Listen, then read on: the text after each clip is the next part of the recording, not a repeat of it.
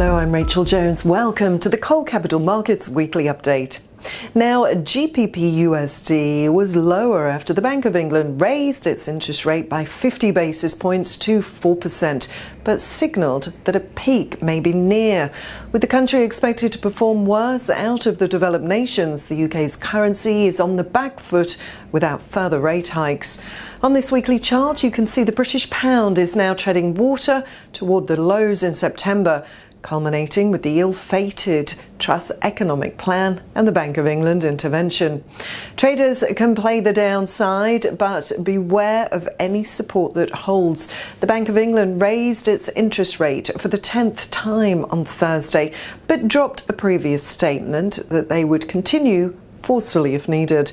The bank added that inflation had likely peaked and softened their forecast for a recession this year. Despite a dovish Federal Reserve on Wednesday, that was not enough to support the pound sterling versus the US dollar. The Bank of England's monetary policy team voted 7-2 in favour of the rate increase to 4%, and that's the highest since 2008.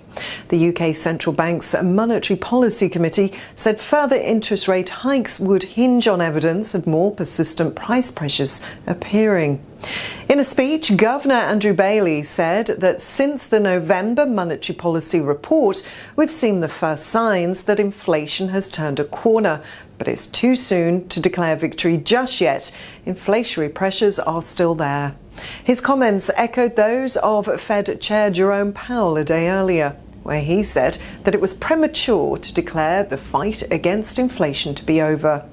The Federal Reserve raised rates by 25 basis points, as was widely expected. Still, Powell was seen as dovish in the press conference.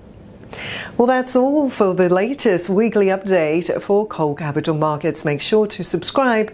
Thanks for joining me. I'm Rachel, signing off for now.